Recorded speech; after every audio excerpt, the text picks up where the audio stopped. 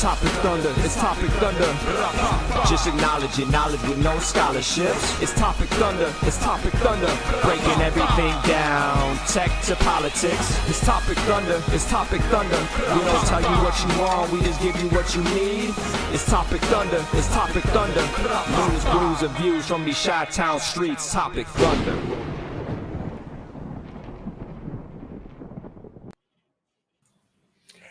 We are live to the planet, ladies and gentlemen. Again, a little bit weird. I can't hear the music. We're gonna have to figure this out because, weird. But anyway, hey, welcome to the program, ladies and gentlemen. Not to bring grapes up or gripes up front here. It's Topic Thunder. If you've been here before, welcome back, ladies and gentlemen. If you're new, we consider ourselves the Internet Saloon, and what Ben and I, and by the way, he's Ben, I'm Brooks. We consider ourselves infotainers. I stray away from infotenders. Like we're bartenders, but we're dishing out info. True info, at least verifiable info that you can back us up. And unlike some other media outlets, we'll take our licks when we're wrong and always correct ourselves, and we're open to new and exciting information and points of view, which of course comes from the one and only Thunderdome, ladies and gentlemen. The force and the driving force of the show is the Thunderdome. There's already some VIPs in there, and Chris and Ryan Hansen. Ma Jordan's there. Ma Jordan gonna be making a trip down to Texas here in less than 48 hours. Oh, really? And Dan F.M. Brooks in the house right now, too. So from the decks of the USS Papa, ladies and gentlemen, it is Topic Thunder. We always get the show underway with a little bit of a christening, eh? And here we are with the pretty lady and I, GGI. We went out over the weekend, did a little shopping, right? And as you do, you kind of like run into a couple different things, and we found a couple different beers, and we are very excited to share some of these things. Today I'm going to share with you the Urban Chestnuts version of a Zwickel. It's a Bavarian style lager for those that are curious, and the website describes it as a lager of our Reverence series, a crafted timeless European style beer, unfiltered, unpasteurized, German classic that finishes with a smooth drinking, cloudy beer. It is bready, light hopped, and smooth. It comes in at a brisk 5.1 ABV. So no worse than your average Budweiser or Miller. But truth be told, again, I've already had one, and they're friggin' delicious. There you go. So another nice little summer beer. Celebrating some of the European brewing styles of unpasteurized. I think it was the old style slogan back in the day. Dan Evan Brooks can probably back me. It was unpasteurized. LaCroixan. Wow, we have to go back. You know what's a good segment, Ben? And I'm going to say this out loud for everybody who's watching the show to steal and develop a $1 million podcast idea. Is to go back and review like 70s commercials. Oh yeah, 70s and 80s commercials, because there's a lot going on. There's a lot of white faces on those commercials. That just the sheer silliness of like how they try to describe how great and fantastic a shit beer tastes, right? I don't know. I got a small place in my heart for Old Style. It's not the worst beer I've ever had. I've had a lot of cheap Old Styles sitting at a bar in Chicago. Absolutely. And to be honest with you, it was the back in my Hams is another one. That's another Chicago. Yeah. But who can't deny an Old Style? Back in the old days when Dad F. and Brooks would be doing that push mower in the backyard, and Harry Carey and Steve Stone would be on the TV. There would be Old Styles. So I'm very familiar and big fan. My memory of Old Style is I lived in the city for a period of time, and the closest bar to our apartment They had, I think it was Wednesday night, That dollar three, old that third styles. step, third story place. Yeah, third floor. Yes, I believe so. What was that, like Lakeview? God, I don't remember what neighborhood that was in at this point. Okay, I never mind. don't remember off the top Sorry. of my head, but yeah, no, you're fine. But yeah, just dollar old styles, sitting at the bar, drinking dollar old styles, watching the Cubs play. So, you know, I did PBR. a lot of that in my early 20s. Pabst Blue Ribbon too. The Milwaukee, Oh, yes. Wisconsin influence too. You have nice PBR too. Nothing wrong with that. Tiski, he's okay. So Dad Ephraim Brooks, in his now present form, has taken to a Polish beer, a Polish lager called Tiski. I think we've done it on the show, but like way back when in the pandemic, when it was like not even friends and family, it was just Ben and I ranting into the universe. Maybe I like Tiski. It's on the heavy side. It's a little thicker. It's very filling. And as I'm entering gracefully entering my middle age, I find trying to stay away from the old like super filling like beer. But yeah, Zwickel. Yes, I'm going to peel the curtain back real quick. Oh, please. Something's happening with my computer. Oh, no. I assume we're still live, but I keep getting this message that the restream page is unresponsive. And because I don't see any new comments since Ham's beer, I haven't seen any new comments. So if there are new comments, I haven't seen them. Really? And I also cannot control anything right now. So I can either exit page or wait. I've tried waiting and that doesn't do anything. Can't do anything. I don't know what's going to happen if I hit exit page. I don't know if that's going to take us off the air. We may have to go off the air for just a very brief period of time and we'll come right back. So I'm going to hit this button, not knowing what's going to happen next. Ryan Hansen, I am seeing up-to-date comments, and Ryan Hansen is officially blaming the Russians for this. Yes, I will also. Adrian is clocking in with that. We're live to the planet, so it must be some sort of Apple thing, which I don't. Yes, I'm going to hit exit page, and it may just boot me out, and then I'll just be able to come right back in. That is my hope. That's best case scenario. Worst case scenario is the show goes off the air and we come back as soon as humanly possible. And we're broadcasting from the moon. In 3, 2, 1. Here we go.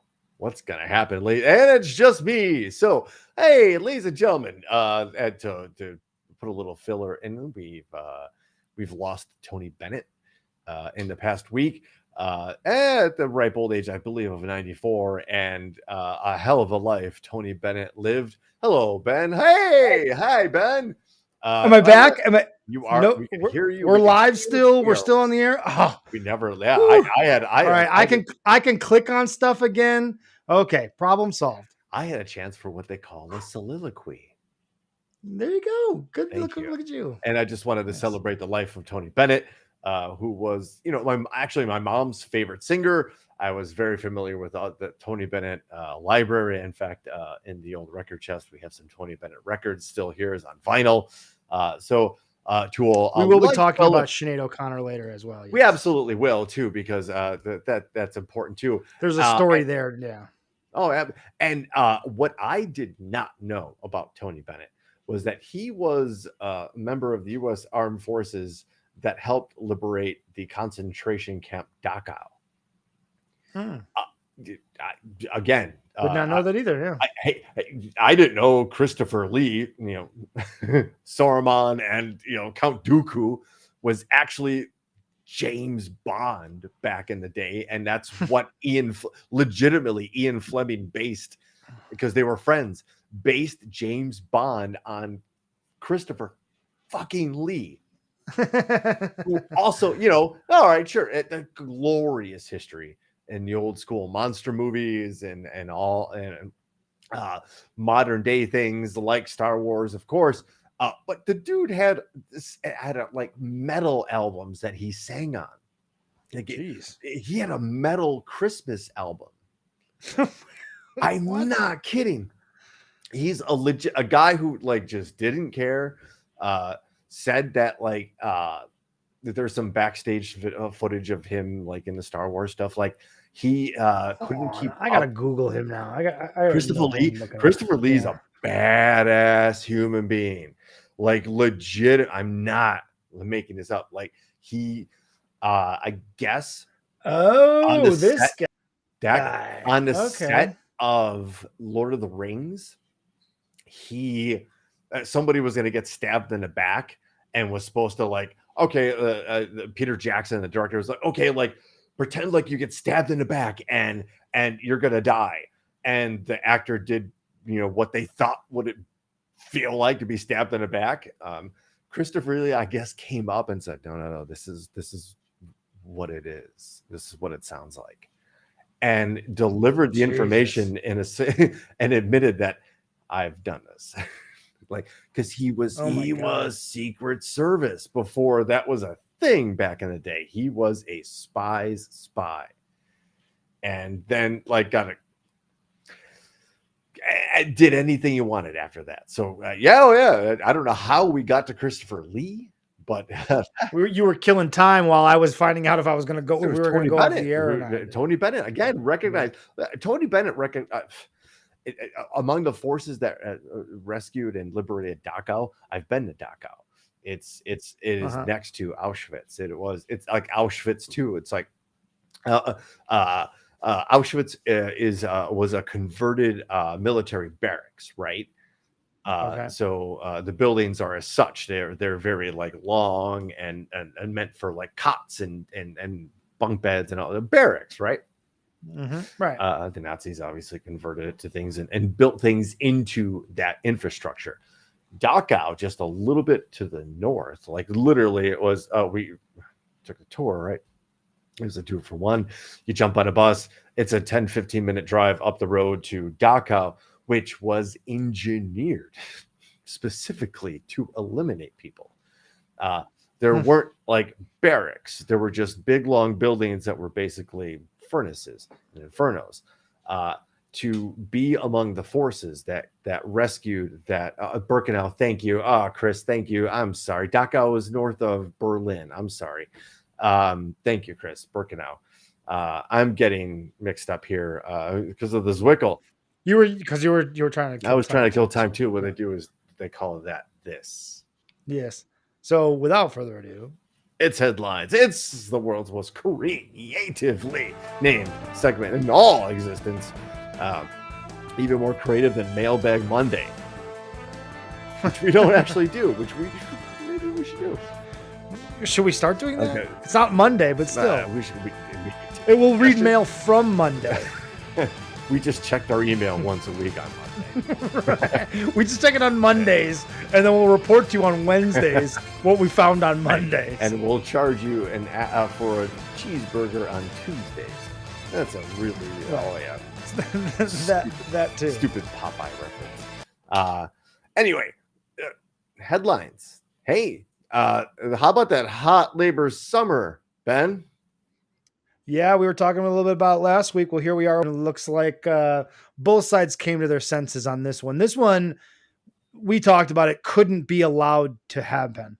It would grind commerce to a halt that we just cannot afford in the current economic climate. They had to come to an agreement here.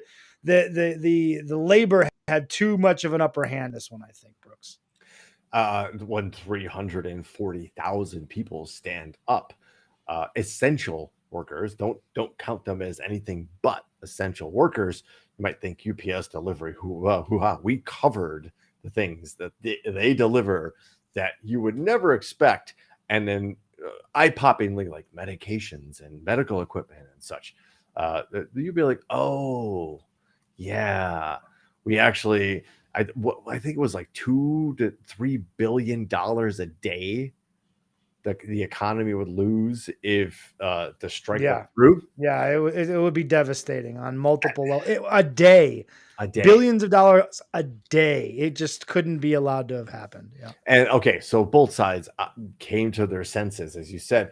Well, really, I mean, to be honest with you, there were some concessions, but the UPS workers got what they were looking for most of this contract. the existing part-time workers who are getting $14, $13, $15 an hour for back-breaking work. Think about that. Yeah, they had to fight for air conditioning in their trucks. I think that's the biggest win of them all, because that's crazy. That was the one the company didn't want to give up, right? Because it's such an investment for that corporation. You're like, all right, we've got to know retrofit all of these machines with air conditioning. That's probably more expensive than paying these people. But they got it. Think about that. Think about that right now, where we are with the climate and the temperatures that are soaring across the United States, that these people are in brown metal boxes driving around with the bare minimum of ventilation, trying to deliver us things that we assume in our lives as everyday, common, and at the touch of a button on our phone. And I want to see something here too, because you look at the screen here and it says full-time workers will average $49 an hour. And you look at that, and you could look at that and go, God damn, that's a lot of money for driving. And they want air conditioning. When you break it down, that's just a little over $100,000 a year, which is, yes, a very good living. And you don't necessarily have to worry about your bills getting paid and keeping a roof over your head and those sorts of things at that level of salary.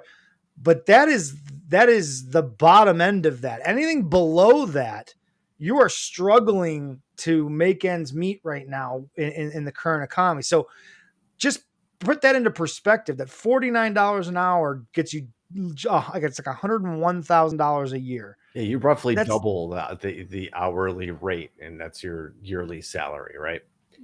Something in that to that, yes, roughly. I think that, yeah, because it's by 52, because you're timesing it by 52. 52. Weeks. Okay, right. So, but in all honesty, that's where the economy needs to bloom. In that, think about how many other people need to be making that amount of money for that job. If UPS full-time UPS drivers are making that, why aren't teachers making that?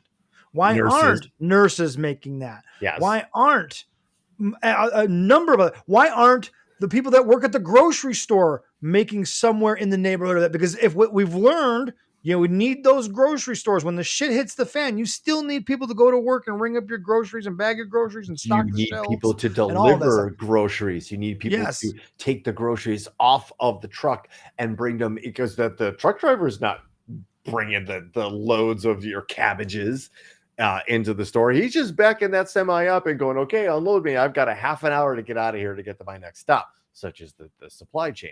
There's the people that unload the truck and stock the shelves. Then it's that clean the store and clean your the hospital room that your loved one's about to go into. That's where the level of wages, and think about it, minimum wage is $7.25, guys. $7.25 an hour for minimum wage. Just put it into perspective. And you can't get by on minimum wage. A minimum wage is not a livable wage. What happens then, Ben? When you're making, even if you work overtime, let's say you work 55 to 60 hours a week, so you're getting that 20 to 25 hours of overtime, making minimum wage, right? Because you're busting your ass to try to do something, right?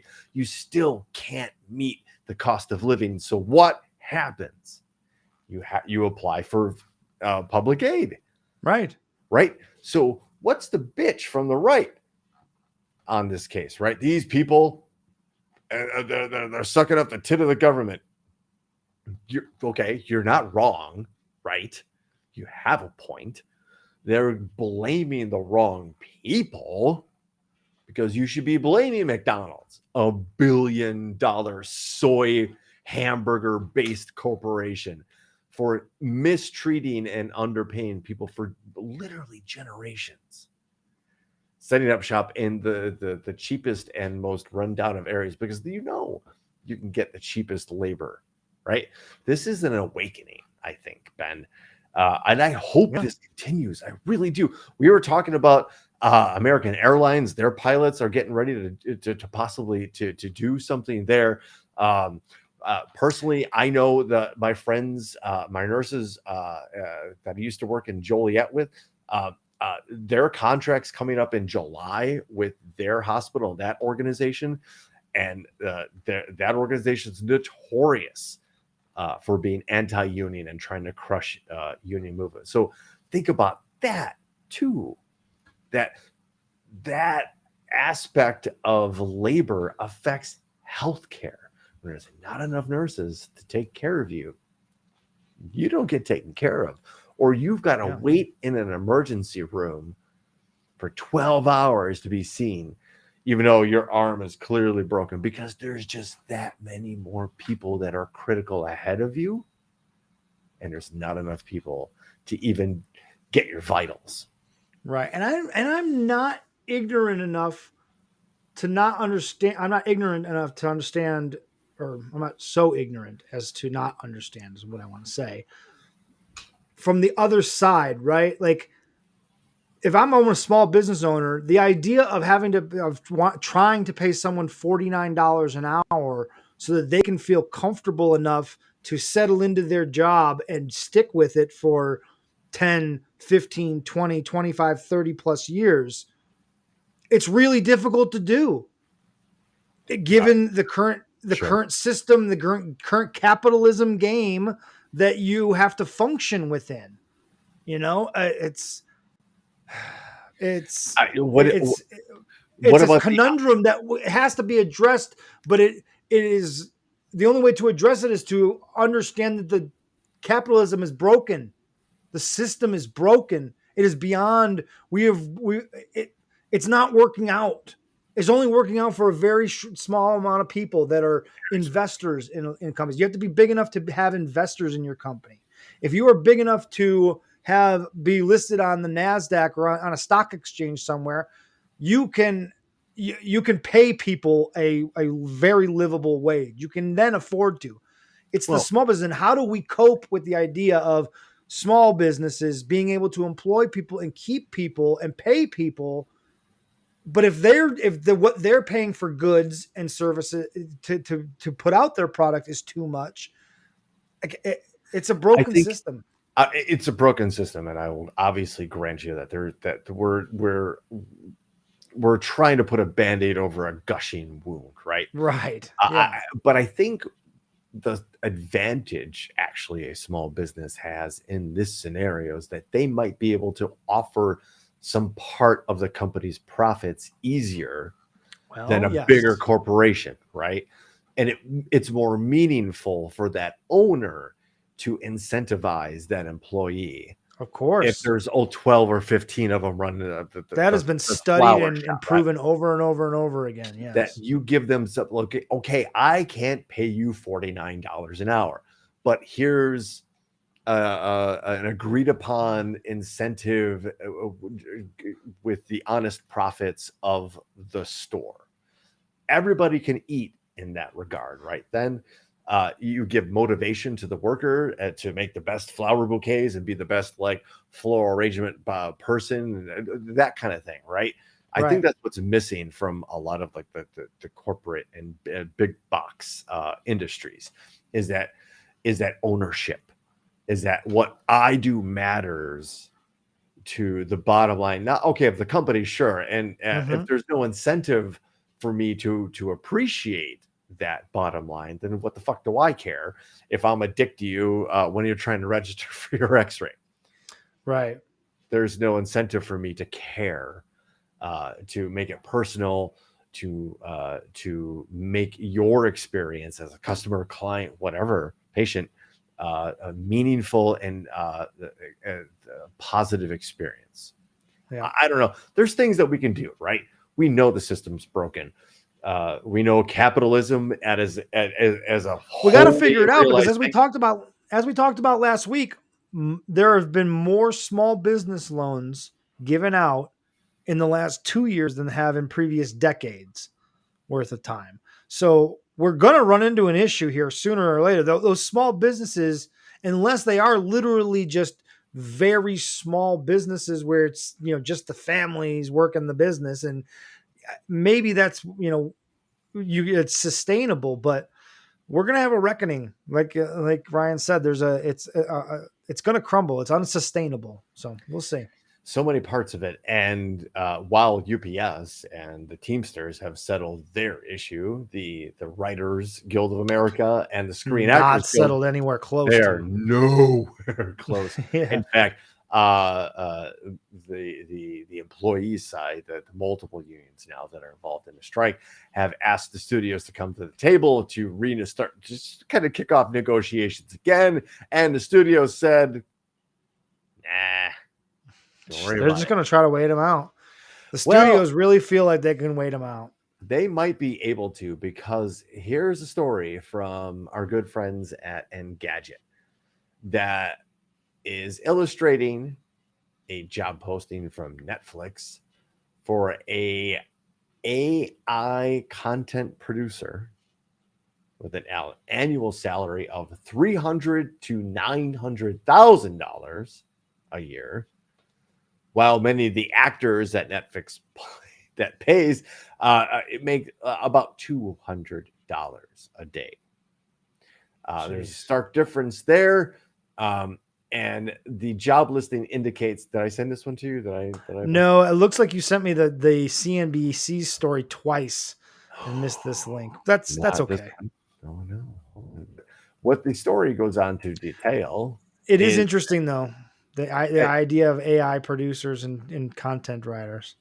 That's what that's allowing the studios to hold out in this regard, because they're going, we have this other option here, and we're fully. Well, dude, did you hear that they had the studios put out that they offered a groundbreaking offer to in regards to AI, and what the other side came out and said is what that offer really was, and I'm maybe paraphrasing this, so I might get this wrong a little bit, but their idea was for extras in movies to go in for work at the first day of filming, get scanned. I read this too, and then for the rest, so they would only have to pay you for 1 day of work.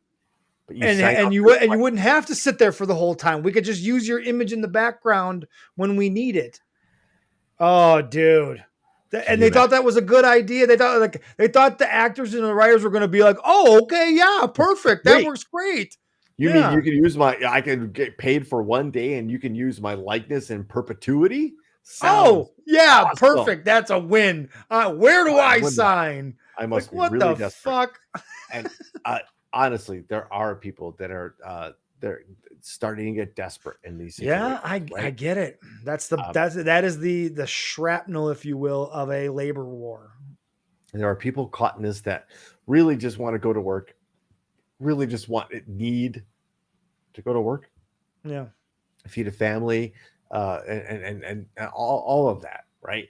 But the flip side of it, this is the difficult discussion in, I guess, a labor scenario, is that we could be all yaha and like, hey, Teamsters, yeah, you beat UPS, hey, and we can sit here and make heroes out of these. This is a grimy, dirty battle.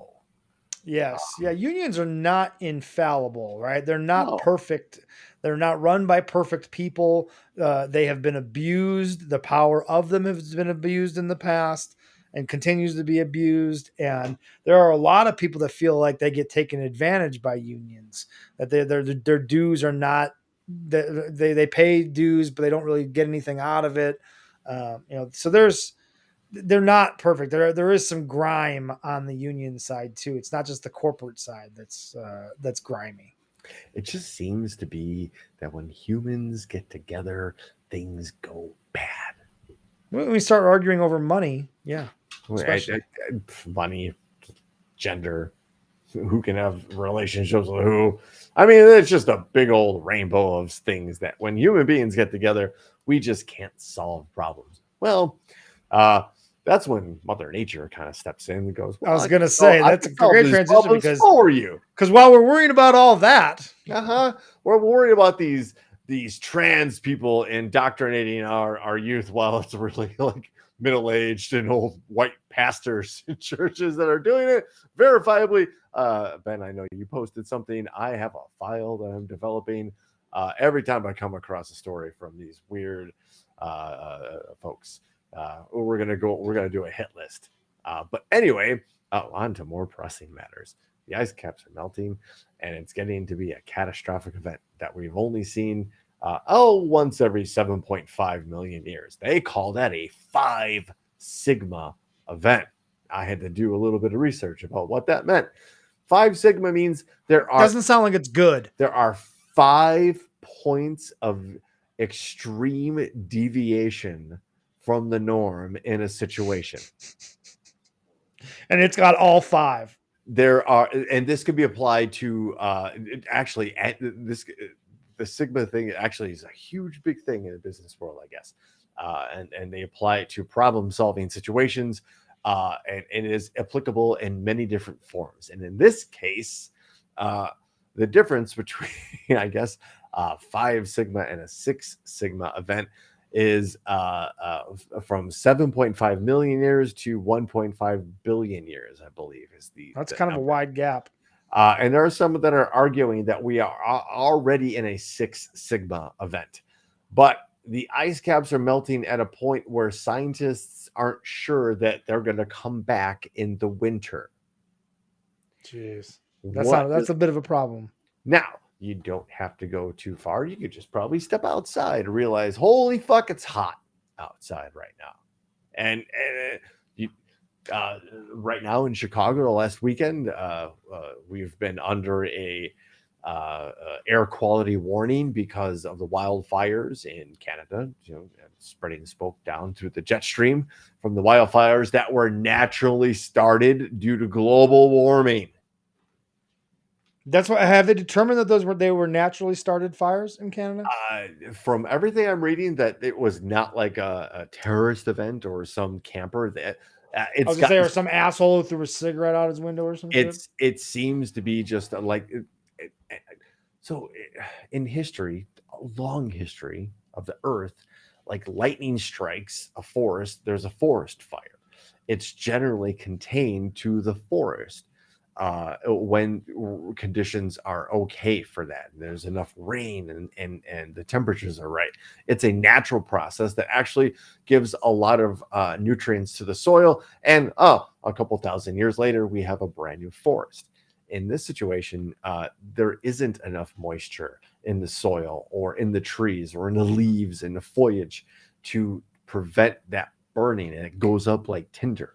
So a simple lightning strike somewhere is literally a match to like tinder, Ben. Mm-hmm. And it becomes uncontrollable. We've been in droughts now, especially across the plains and northern plains of North America.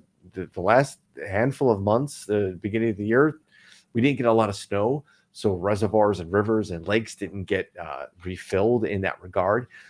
It's led to we haven't had a wet spring, so to speak. So it's been very dry. Interesting. Save for very extreme. I think last week, did we do the tornado show? Oh yeah, 2 weeks ago. Yeah, we had to actually stop doing a show because you might die. So. And that's downtown Chicago, so we don't get those things here usually. So I was trying to offset you talking catastrophe by leaving this picture of these cute penguins up on the screen. I was just trying to counterbalance. They're just as doomed as we are. The horrible doom that you were telling us about. They're all doomed. They might have a better chance because they can swim. You got to ask yourself at some point, can you swim, and how long can you tread water? Me, not very long. Maybe not people of my age that are going to really feel the effect of this. It'll be the next generation, and then specifically that next generation that are really going to feel and suffer the effects of global warming and the catastrophes ahead if we really don't get our shit together quickly about this. Yeah. And we can. It's just a choice. Speaking of choices, here's a ballsy business move. Somebody made a very, very interesting choice over the weekend, and my gosh, Lorsh, I I love Twitter. I loved Twitter. Yeah, you were a big fan. I championed Twitter from the early days.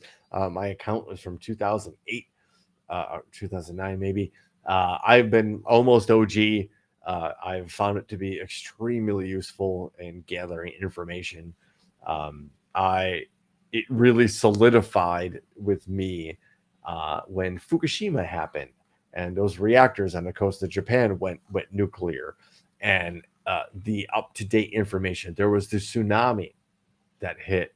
There were people posting up-to-date information, watching the waves come in. The power of Twitter as a global force for verifiable information was profound.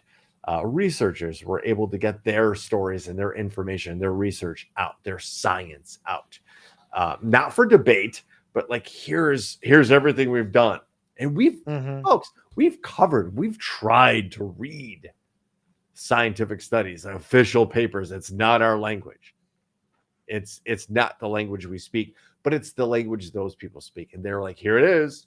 They're telling us to go figure it out, not challenge it, because we don't understand the 2-sentence blurb off a website that tries a synopsis of a 48-page research paper.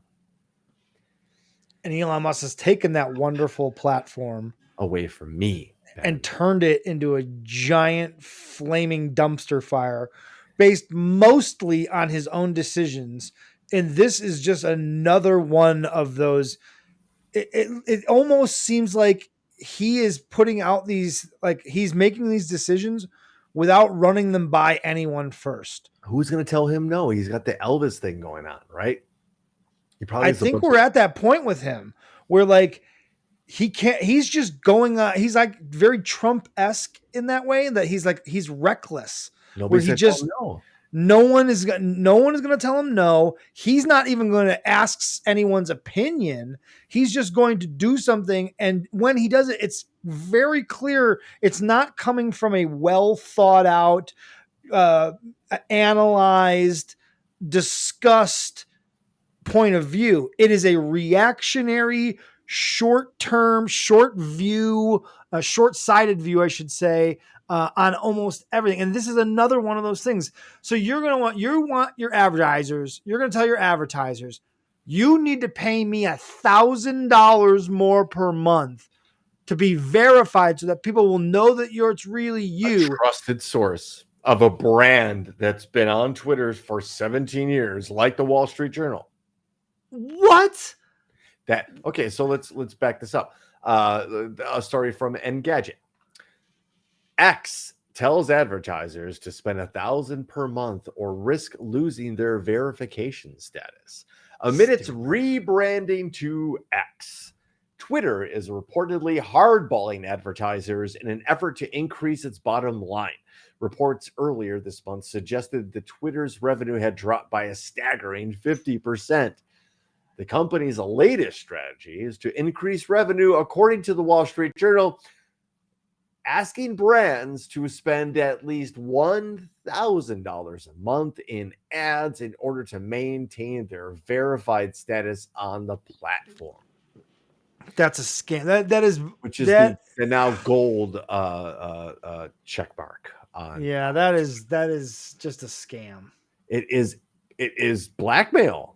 Yeah, ultimately, on some level, yeah. Because what you're doing, and trust when I say that plenty of U.S. politicians have retweeted Twitter parody accounts since Elon's taken over, just because those folks were able to afford $8 a month for a blue check mark, and their Twitter handle was AOC Public Relations Account.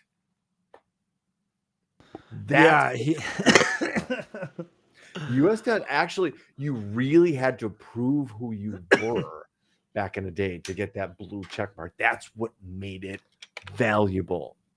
That's right. You were verified. Organizations like NPR or the White House or doctors, People magazine, or could verify this is this is me. It's verified. Emails have been exchanged, verified. Blah blah blah. What I say is what I say. It's not something that I could just pull up and say. I don't know. Some guy named Phil said this. Phil from Lockport on Twitter would be an awesome Twitter handle. Yes, and I can get verified, and I can say a whole bunch of shit. Wow, wouldn't that be a hell of a Twitter account? If I actually hosted a radio show and didn't get callers, but had to make up callers and see on the text line, Phil from Lockport says he would definitely be one of them. Why don't they pay this guy like this? We need more like this. We need more guys like Butkus. But that's what they're doing. Twitter is literally leveraging legacy accounts and brands on their platform and extorting them for $1,000 a month. Otherwise, they might lose their gold check mark and be the thing they're not saying is be subject to people who can parody you. And there was a thing, people fell for a parody account of Pfizer. And the parody account came out and said, we're making insulin free for everybody. People went bonkers. Yeah, that was right after that hit Elon took over. And it was nuts. And it took off, and it becomes like, whoa, we talk about like wildfire, uncontrolled wildfire. We've talked about this crazy name X, right? And it seems weird, but okay. It seems radical. Like it seems new, but it's not. Apparently, way back when Elon was involved in the very beginnings of PayPal got to a certain point where Elon was like, hey, why don't we call this company X? And why don't we phase out the name PayPal altogether? Wow. The company went through the trouble of market studies to determine whether or not the X was going to be a valuable brand name or not. And because he wouldn't move on from the fact that they determined it was not something worth investing in, they were not going to do it, they politely told Elon, thank you very much. Good luck on your future endeavors. Go away now. Seems like it may have gotten stuck in somebody's craw a little bit. Yeah, this whole buying Twitter thing has been a vanity project. Absolutely. 100%. And we knew that going in. I remember just being like, I remember being sad about it back in the day. I remember when it happened, knowing full well what he was going to do with it. There's no reason for him to do it other than to ruin it and to ruin what was basically the town square forum for the world. It happened just because human nature generally leans a little left. That's why he took it down. But Ben, Twitter did most certainly leave me with the prize of prizes, the gift of, I love you, I'm going away, but here's this. Ladies and gentlemen, my new most favorite politician, Count Benface. This is great. This is awesome. Ladies and gentlemen, you're looking at Count Benface. He placed 8th out of 17 candidates to be mayor of London. Yes. England. Look at it. Look at him standing there for the photo op. That's unfazed, unashamed. Proud. Look at the people next. That's what you have to really look at. Right. Like those people thought they were in a legitimate election. One of those people was 9th. Just behind Benface. Somebody was 17th in that photo. Look at the dude with his head down on the far right. That Right, like is he thought he had a 17th. chance. He's the guy that finished 17th. He can't believe this shit just happened. He lost to a didn't guy believe he wearing a was gonna fucking lose. helmet. Yeah. Fucking not just a helmet. So A this man is bin. a bin, which is a garbage can. It's a fancy term. Our British friends describe things differently. A lorry's a truck, a lift is a elevator, that sort of thing, right? A bin is a garbage can. Lord Binface has been at this for a while, so I've been told. He actually has a website, which I sent you the website, Ben, but I want to go over what he has a platform. He has a verified platform on countbinface.com. His number He received 92,000 votes to be mayor. Yes. Don't think that this is not going to eventually happen. In 2019, he made a promise. Lord Binface made a promise to the people of Uxbridge to serve as their MP for the length of the next parliament. Unlike any other party, I've kept my word. I'm the only surviving candidate from the last election. Inspired by gold-plated humanoid Elton John, I'm still standing. What Earth needs is stability, and I'm the continuity candidate. Among other things, he's prepared to call out Brexit for what it is. Inflation on croissants, he needs immediate fixing. They've made a mockery of politics. Now it's our turn. Join me and together we'll make Uxbridge count. Or don't. Number point 13. Or don't. He literally says you don't have to. His 5-point plan. Have the Tories. Tories are Republicans in British speak. Have croissant prices falling. Get astronomy growing. Bring down Boris's honors list and stop the bots. Vote. I can get behind that. Are you fucking kidding me? This is my favorite new politician. Look at this guy. He's on the cover of all kinds of shit. They take him seriously over there. Good for them. Ladies and gentlemen, he had he put 5 days ago, he made a statement about our climate. Under a bin-faced government, anyone who doesn't accept human-made climate change as a fact will be sent back to school from year one right the way to A levels to see if anything goes in the second time round. I'm just going to go ahead and speak for us as a show, Ben, that we fully support. Does he have merch? Because I will buy it to support. There are t-shirts. They will be ordered. They will be appearing. There are t-shirts. I love this guy. Bin Dependence Day is probably my favorite one. Bin Dependence Day.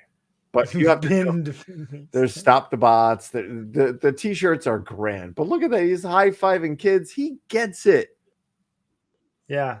I love it for like a beer with some guy at a random place with his fucking bin head on. Look, this is what you do as a politician. You have to sit down with the real people, Ben.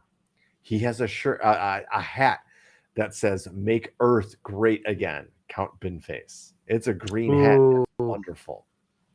Yeah, I would move to London just to vote for him too. I agree with that, Chris. Bin Day is coming. There's a free sticker with every order. So, ladies and gentlemen, you can go right now. Man. Right now. Don't be surprised if I'm rocking a Count Binface shirt in an upcoming episode of Topic Thunder. It'll be binfaceshop.co.uk. That's bin, B-I-N, face, F-A-C-E, shop, shop.co.uk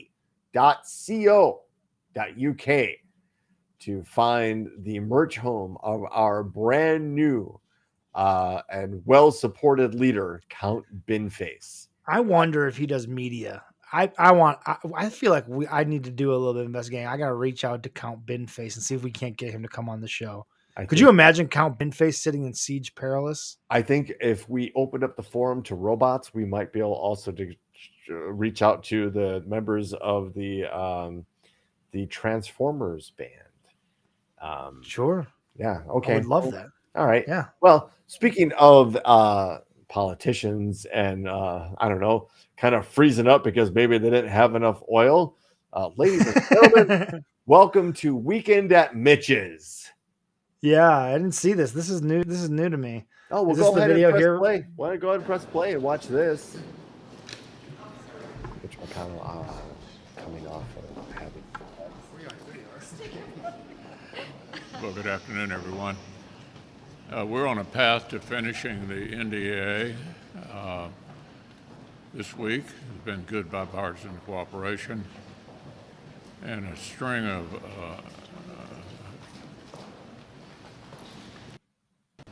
oh my God, this man doing out. Why did they put him? Oh no! Just wait. Oh no! Oh no! He's literally having a stroke in front of us. Oh no! What is he doing? Why did they bring him out here? Oh no! Come on! Did you hear what that dude said? Do you want to say anything? Hey, Mitch. Do you want to say anything else to the press? Oh no! He's clearly having an issue. Oh man! I mean, he looks like an old man. Like what? Why did you traipse him out there in front of these people? Why? Where are the people that made fun of Biden when he stuttered? Sure. Made fun of Biden when he slipped up some stairs. And you know what? What rightfully so in some senses, because I've said it before.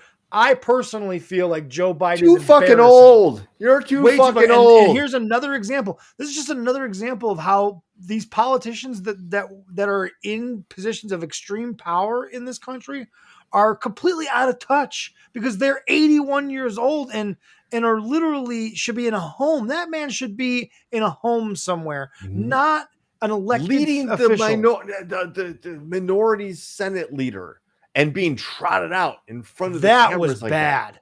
That was really bad.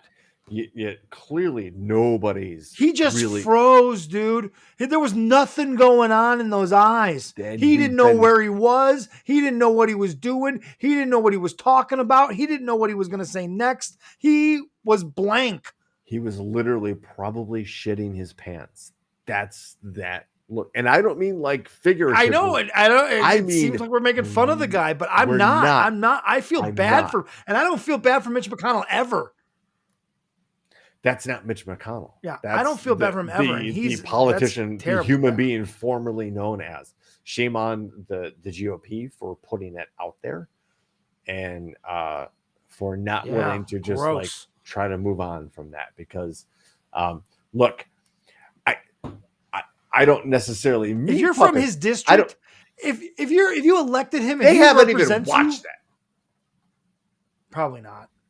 But you should, if you did, you should feel like, whoa, we need to have a backup plan.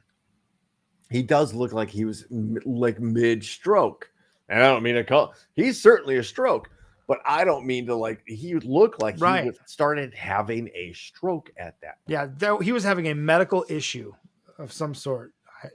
God, that was awful. I completely agree with you, Ben. Why is this dude in the seat of power? Makes no sense. You can't justify it. I don't. You think Mitch McConnell understands the internet and how Twitter or X works or how TikTok works? Do you understand the backings behind that? No. How could he? How could anybody of that age? Right? I barely do.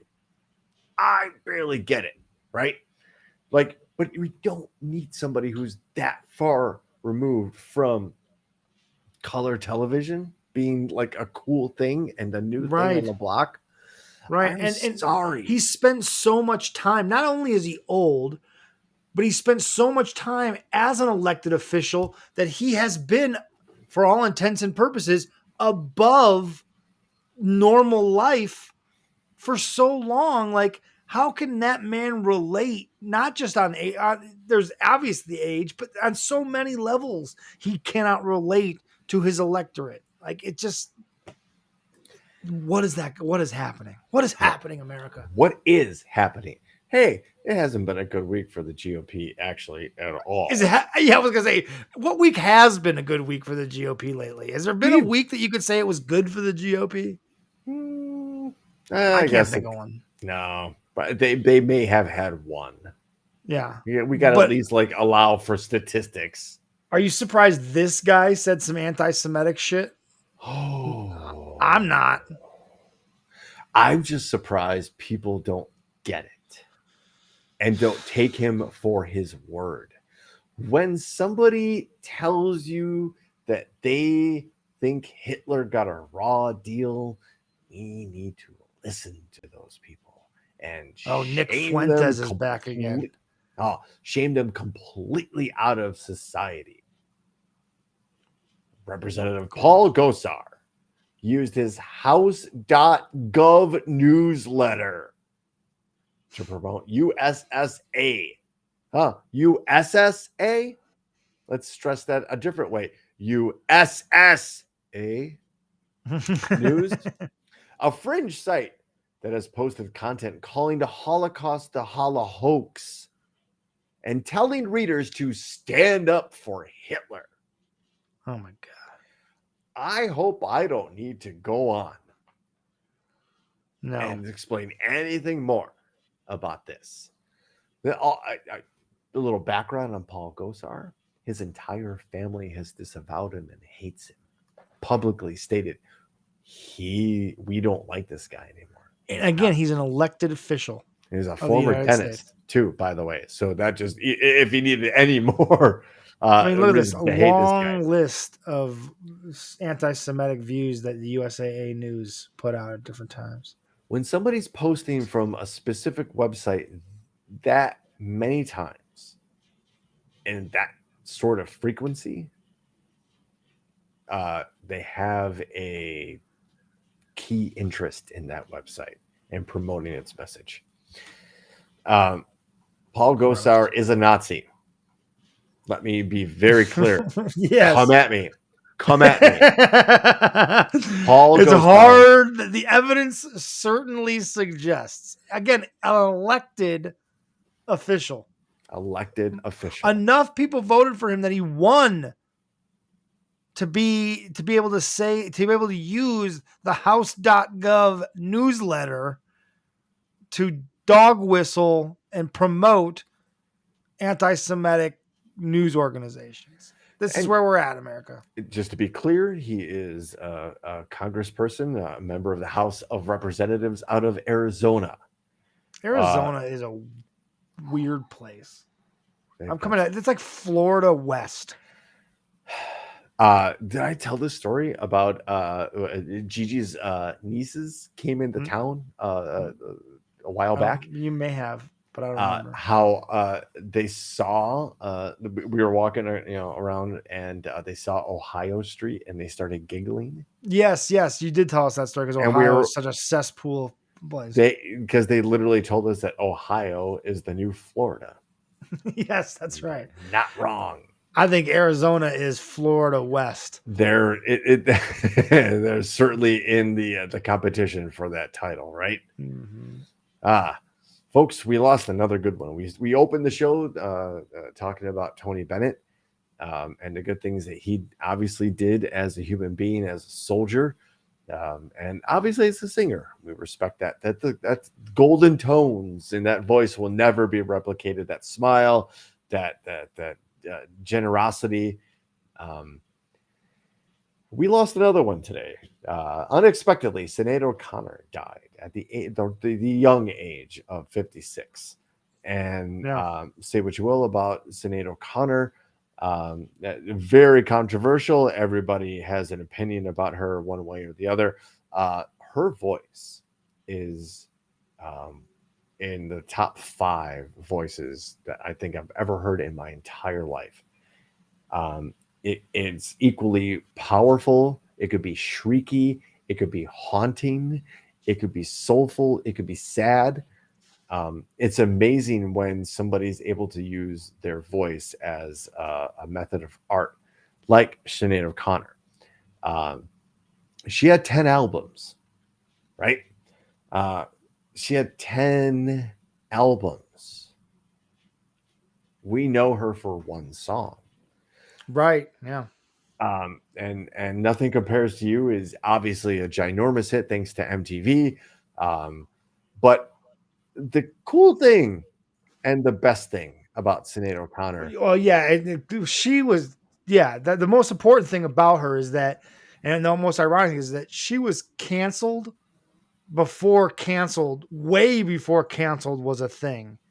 And spoiler alert, she wasn't canceled by liberals. And she was right all along. Oh yes. So we have this is the We moment. have the video. We have we have the video. Yes, of the 26 seconds that basically cost her the rest of her career, mainstream career. We have confidence in the victory of good over evil.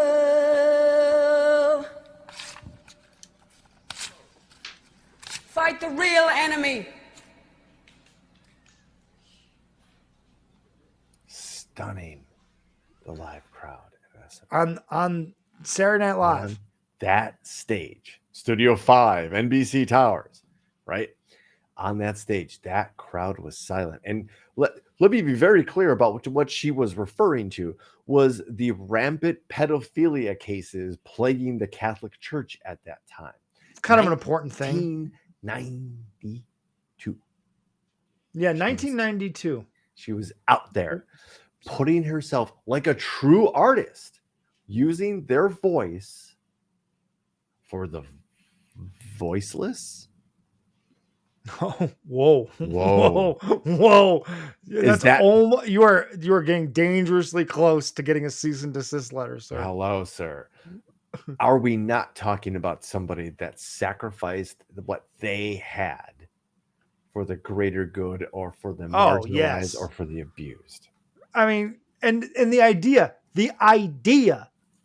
that she was, for all intents and purposes, canceled before that was what it was called, by the same group of people who now today laud or put up how against pedophilia they are, right? Like that's one of their Babe, I need you to buy 10 tickets to Sound of Freedom. We're not going to see that piece of shit movie with that asshole Jim Caviezel, but we need to make sure that those tickets get sold. Do that, babe. Yeah, exactly. So astroturfing fucking theaters across the country. But yeah, so those same people, the same community that is that wants to tell you about how they are against pedophilia, and they're because they some people want to use sex education in schools, they get compared to pedophiles, while real pedophiles in the church still to this day go the focus is still not on them. She did this again, like you said, in 1992, and here we are in 2023, and we still don't hold the church accountable for the rampant pedophilia that still happens right now today. It's not like we put a stop to it and we can say, well, she made such a difference that it actually stopped the rampant pedophilia and people and priests were held accountable. No, to this day, they are still being covered up for, transferred to new parishes, given new identities, or at least fresh starts without records to be found about them. I mean, this is still going on today. So yeah, she lost her career. She lost everything. And sadly, it changed nothing. Except for this moment where we are hereby deifying Sinead O'Connor by the power vested in me by Topic Thunder and the Thunderdome. I am deifying Sinead O'Connor, hereby known as Saint Sinead. Joe Pesci, I don't love that. That is what Madonna did a thing like a week or two later too that like was anti-Sinead. How did that work out for you, Madonna? How's it feel being on the wrong side of history? Like Joe, very frustrating because she was right. Yep, she was absolutely 100% right. Probably one of the last gifts we'll get from my beloved Twitter, or now X, as we call it, is what is basically just described as motherhood. Did I not send this one to you either? Yes, it's the dog. Twitter one. Wait. Oh. Hold on. Uh-oh. Why is this not working? There it is. Bingo. This one, right? Motherhood.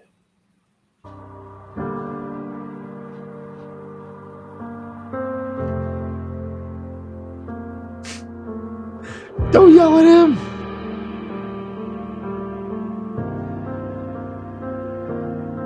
Oops.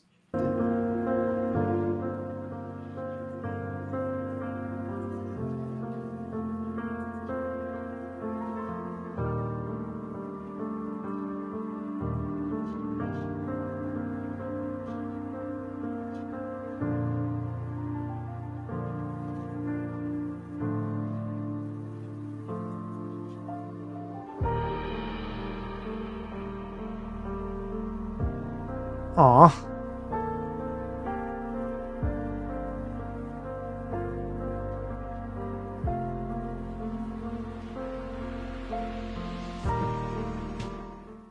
That's the cutest thing I've ever seen. She's like, nope. No, yeah. No, you're I don't not. think so. Not today, buddy. Nope. I know my kid fucked up, but I'll take care of it. Hope that guy died. Well, good news. I think he was making a point. Yeah. I'm pretty sure that guy is going to die. Yes, at some point. It's inevitable. The joy of motherhood and watching. It doesn't matter what species it is. We've watched hippos, we've watched elephants, and we're watching dogs protecting their young. But that was awesome how she was like, nope. Every time he like raised that like stupid fucking croc, whatever croc knockoff. That's what she was most offended about. She's like, fuck your croc knockoff, you stupid bastard. Hey, I know what you came here for. I can't hear the music right now, so I'm just going to do my best to talk over it and introduce you to the lightning round. Ladies and gentlemen, let's see those lightning bolts pop up in the world's most dangerous chat zone. We call it the Thunderdome. And it's morphin' time. It is morphin' time. As we discovered last week, depending on what Thunderbolt lightning bolt you choose, it could be a Mighty Morphin Thunderbolt, or it could just be a lightning bolt, a regular plain old 1.21 gigawatt lightning bolt. And that, ladies and gentlemen, is the crux of the lightning round, where we present 3 stories to the Thunderdome. No. One gets read, and that's chosen by you, the people. No, stop. So without any dilly-dally, Why headline number 1. Russian gets 21 years for cheesecake poisoning of U.S. doppelganger. Cheesecake poisoning. Okay, all right. Headline number 2. Couple reportedly beheaded themselves in sacrifice with homemade guillotine. And headline number 3. What? Turkeys are terrorizing a Texas retirement community north of Georgetown. Any other week, I might consider the turkeys. Guys, name of my garage band in high school. We might consider the turkeys. We played the timpanis. Yeah. All right. Number 2 is already getting votes, as it should. Why don't we just mod Jordan in for number 2? Yeah. Of course, number 2 should run away with it this week, ladies and gentlemen. I don't even know that you guys. Let's give everybody a pause for thought, as we want to here. People apparently do not need to think about this one, Brooks. Everybody's going for number 2. Who doesn't love a number 2? Gigi's the only outlier at this point. That doesn't surprise people at the research office. Yeah, I'm not surprised I'm gonna pay Gigi's for not that interested in the guy people chopping their heads off. Who- I mean, yeah, the headless couple. So while the votes are coming in from across Yeah, one the more world, time. Yeah, give it to one us more time from the top. Headline number 1. Russian gets 21 years for cheesecake poisoning of U.S. doppelganger. Headline number Them beheadings 2. are hot. Couple reportedly beheaded themselves in sacrifice with homemade guillotine. Oh, that's amazing. And headline number 3. Turkeys are terrorizing a Texas retirement community north of Georgetown. But good for those turkeys. We're not going to get to that story, but good for those turkeys. Taking Those back old, land. likely racist Texans need to be harassed by somebody. Just get your land back. That's all that matters, right? Your ancestral ground. We are actually in a kind of we're in a bit of a runaway here. And as Billy Wack astutely points out, who doesn't like a beheadings are beheading? hot I agree. these days. Right. So And Chris is also who doesn't like a beheading? Exactly. So I think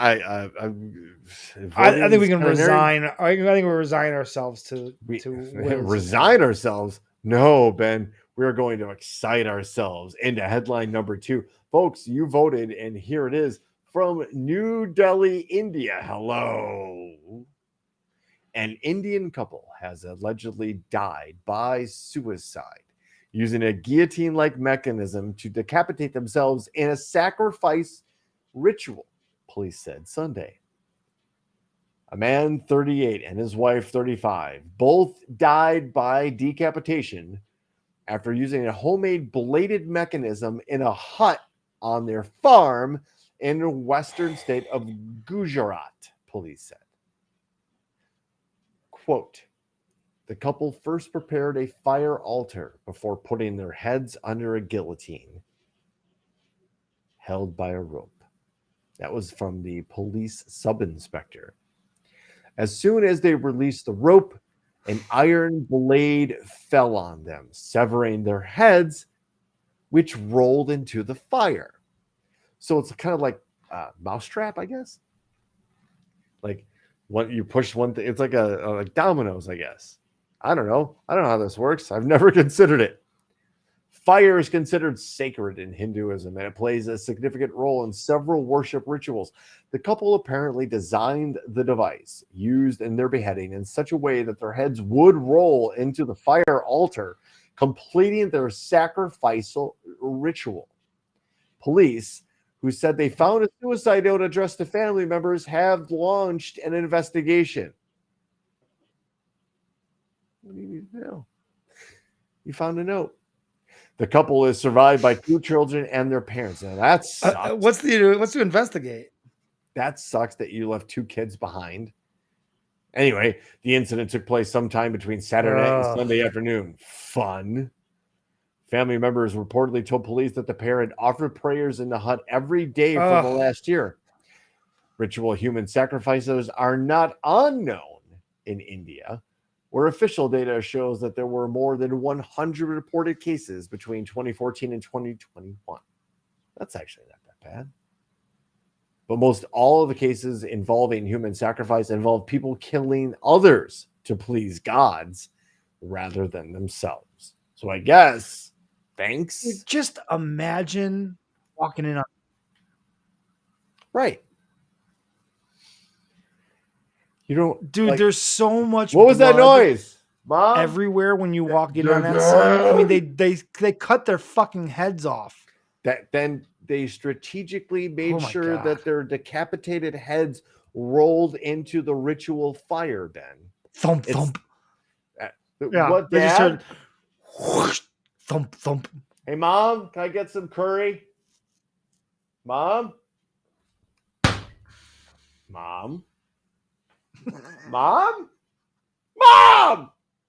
That's kind of how that went. We were not there, but we imagined that's how that went. That's a hell of a way to close the show, but here we are anyway, ladies and gentlemen. Welcome to episode 123 of Topic Thunder. we hope you guys enjoyed the show. We enjoyed putting it out for you. We enjoyed the community. That is the coolest thing about this entire project is the community involvement and appreciation. So thank you, ladies and gentlemen, again from the decks of the USS Rapapa.